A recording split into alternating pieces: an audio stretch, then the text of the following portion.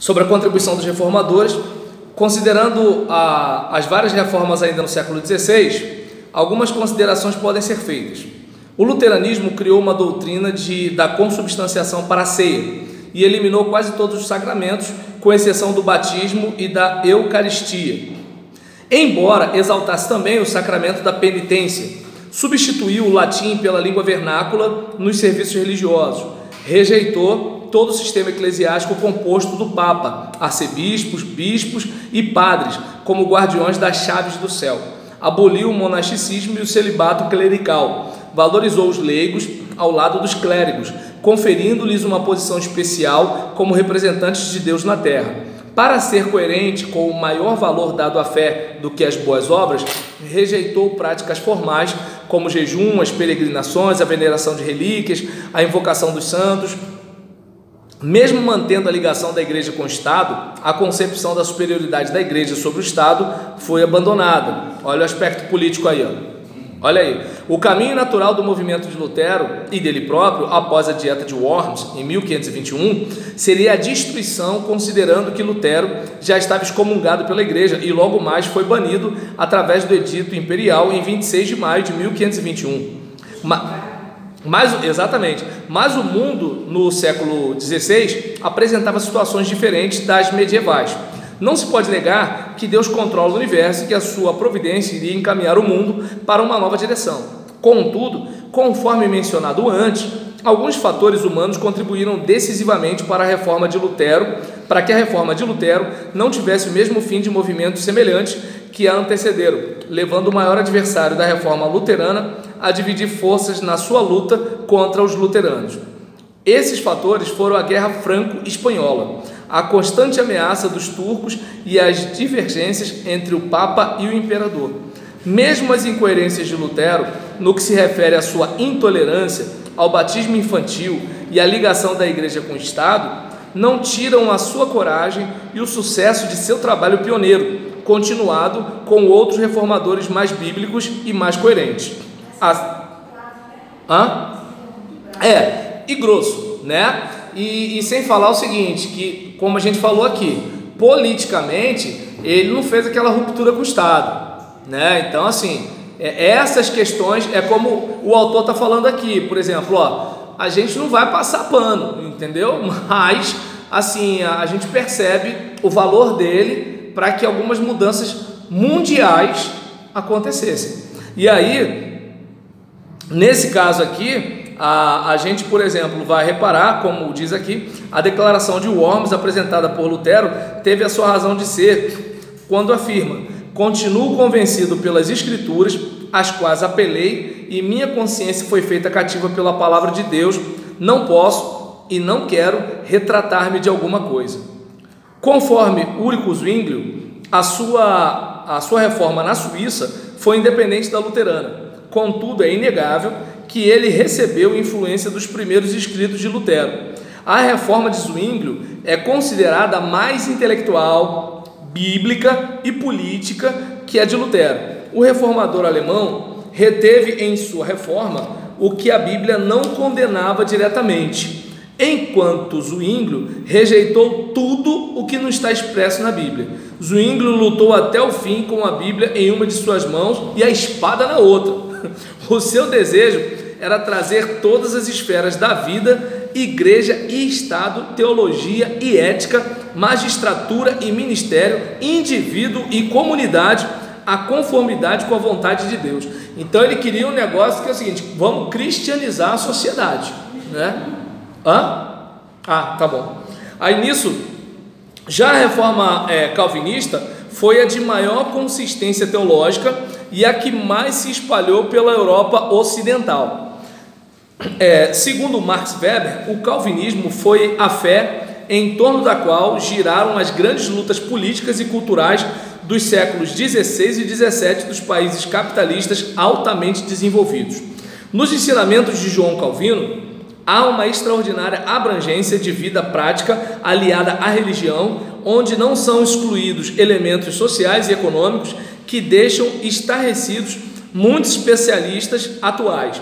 Além disso, nenhum outro reformador foi tão incisivo no procedimento ético, conforme ensina o Evangelho, do que Calvino. Os radicais, aqui centralizados nos verdadeiros anabatistas, embora perseguidos por católicos e protestantes no século XVI, defenderam princípios das Escrituras Sagradas com a mesma consistência dos batistas no século seguinte. Eles se tornaram fortes em Zurique durante a Reforma Zwingliana, mas terminaram sendo condenados pelo Conselho Municipal e alguns deles mortos. Isso os fez espalhar em outros países, onde atuaram de forma variada, embora continuassem sendo vistos como hereges. Alguns estudiosos chegam a confundir os anabatistas e os batistas, como se fossem apenas um grupo, embora historicamente sejam diferentes em suas peculiaridades. Sabe-se que o fanatismo dos radicais quiliastas ou milenaristas, principalmente nas décadas de 1530, emboltou a memória dos anabatistas. Eles foram vistos como se formassem uma unidade com os fanáticos de Münster. O historiador Martin Dreher menciona a falta de unidade da raiz teológica dos anabatistas, que, segundo ele, se encontra na Reforma Zwingliana de Zurique, no pensamento de Thomas Müntzer, ou nas teorias carismático-apocalípticas difundidas em Estrasburgo. Daí a confusão que muitos fizeram e ainda fazem a respeito deles. Foi menos Simons que fez ressurgir a tradição anabatista a partir do final da década de 1530. Após muita reflexão, Simons, que era um sacerdote católico romano, declarou a 30 de janeiro de 1536 o seu compromisso de fé, renunciando à sua ligação com Roma e sendo mais tarde batizado por um pastor declaradamente anabatista. A sua profissão de fé ocorreu apenas 10 dias depois da execução dos líderes milenaristas de Münster, os quais eram considerados anabatistas por seus adversários, pelo que ele sabia que, mesmo não tendo qualquer participação naquele trágico movimento, ele seria vítima da perseguição religiosa. Na realidade, Meno foi muito perseguido na Holanda, Alemanha e Dinamarca. É notável que ele negou a conexão histórica de seu grupo com os primeiros anabatistas, mas traçou a sucessão de seu movimento desde o período apostólico, continuando através dos primeiros dissidentes de Roma e depois dos valdenses. Após altos e baixos, idas e vindas, as ideias anabatistas foram preservadas até os dias atuais através dos discípulos de Menno Simons, reconhecidos como menonitas, que, em virtude de sua ênfase na liberdade de pensamento, continuam dando seu testemunho de fé em formas variadas. O historiador Underwood menciona os menonitas hoje na Holanda, Suíça, Alemanha, França, Rússia, Estados Unidos e Canadá. Eles estão também em outros países, inclusive o Brasil. A reforma anglicana, considerada por alguns como uma meia-reforma, surgiu com motivos mais políticos do que religiosos. Sua posição tímida quanto à doutrina contribuiu para o surgimento de opositores, representados inicialmente pelos puritanos e separatistas ingleses. O nome puritano surgiu em virtude de seus adeptos tentarem purificar a Igreja da Inglaterra dos elementos romanistas. A fuga de protestantes para o continente europeu, para não serem mortos no reino de Maria Tudor, levou-os a entrar em contato e a simpatizar com o sistema de Calvino. No governo de Elizabeth I, ao regressarem, esses protestantes estavam imbuídos de um cristianismo mais puro, passando a abominar elementos papistas do culto inglês. Para eles, o fato dos religiosos se ajoelharem durante a ceia era como se estivessem adorando o pão ou o vinho. Os puritanos deram ênfase aos aspectos memoriais da ceia, em uma posição intermediária entre Zwinglio e Lutero. Também defenderam uma forma de governo presbiteriano de igreja, com a eleição de pastores pelo povo, colocando bispos, pastores e presbíteros no mesmo pé de igualdade.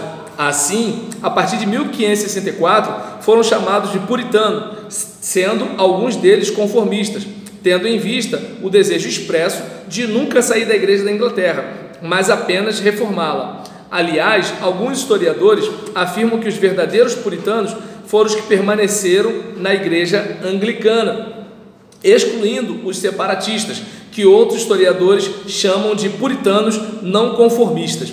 O escritor Orton Davis comenta que o imperdoável erro daqueles homens foi que eles tomaram a sério a religião e desejaram uma reforma de acordo com a palavra de Deus. A teologia calvinista continuou dominando os puritanos não conformistas, que foram mais radicais que os conformistas e terminaram por sair da igreja oficial, pelo que se tornaram conhecidos como separatistas ou independentes, embora continuassem teologicamente puritanos. A perseguição os atingiu mais fortemente do que aos puritanos conformistas. Assim, para não serem mortos, muitos fugiram principalmente para a Holanda. Como visto, os separatistas optaram em sair da igreja, mesmo cientes de que lhes estava sendo reservado,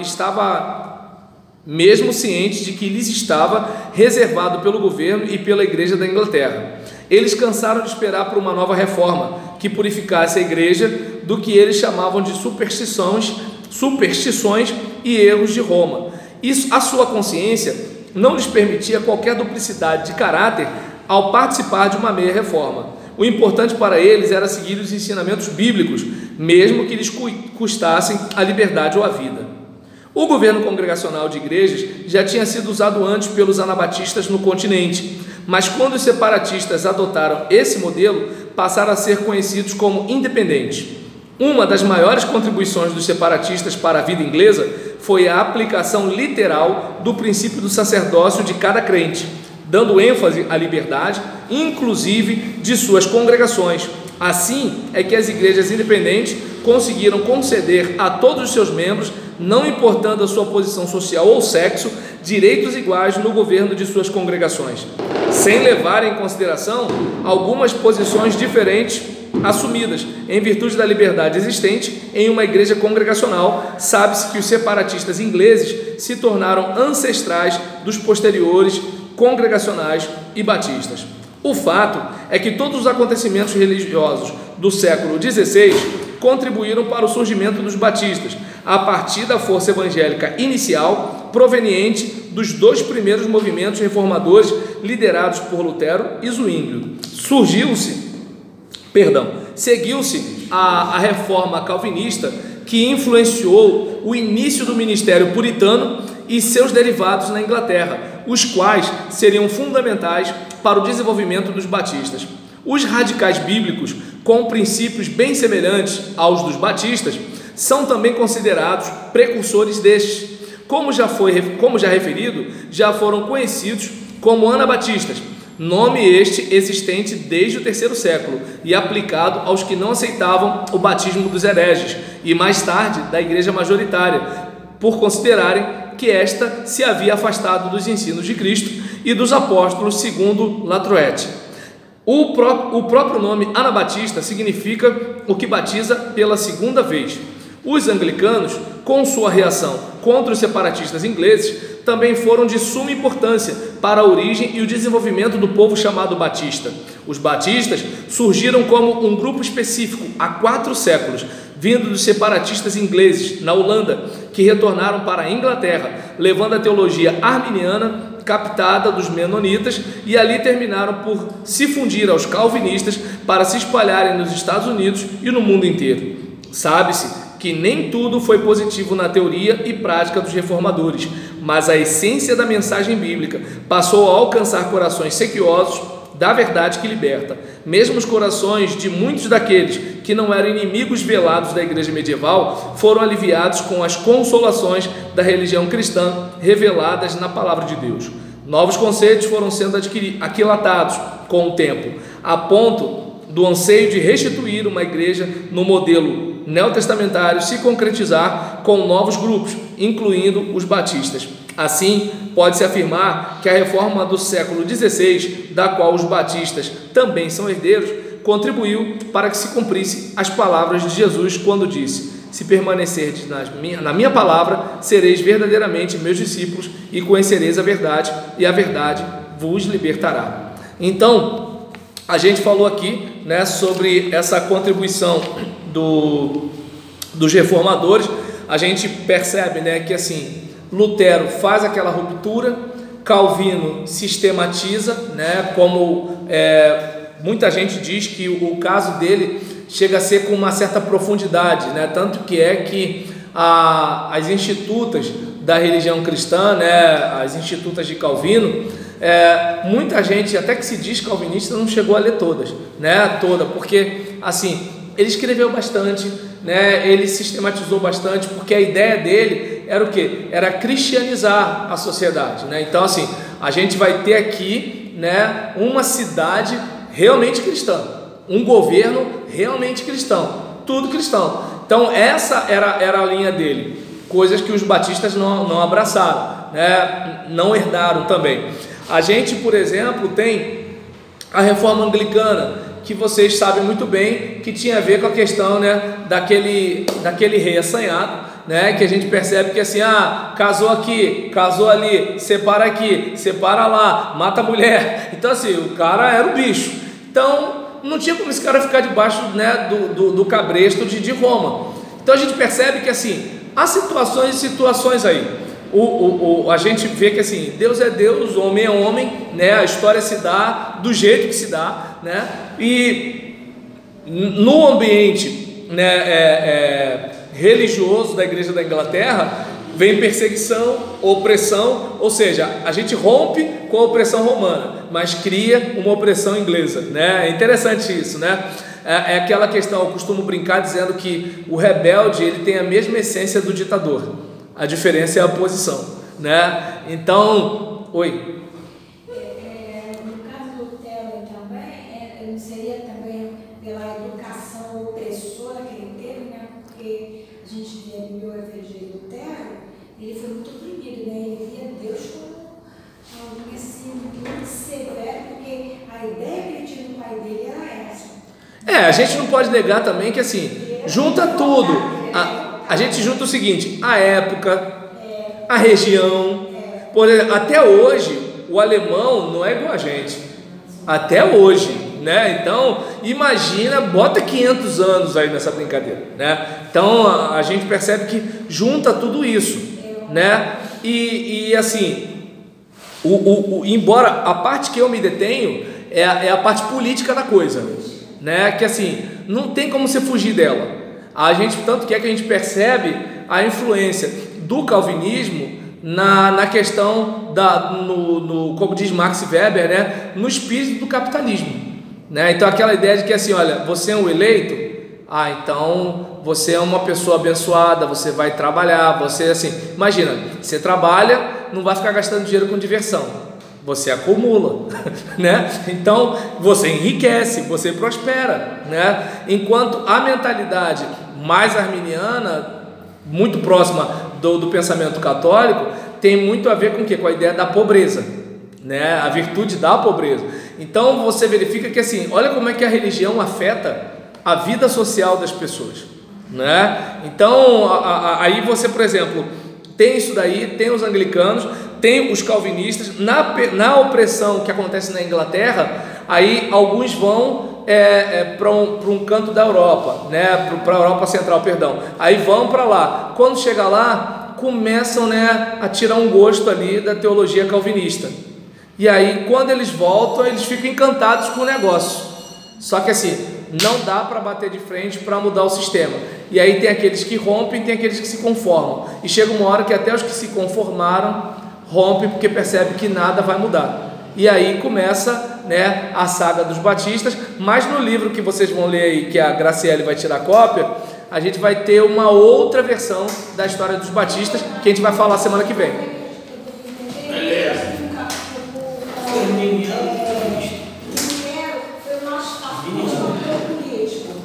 Pelo menos é o que parece. Tá dando para entender? Assim, a gente percebe que onde você lê sobre Lutero, você lê sobre os príncipes. Seja quando Roma está vindo para passar o cerol nele, seja quando os camponeses estão reclamando de opressão. Tá dando para entender? Esse é o caso. Minha gente, então até semana que vem.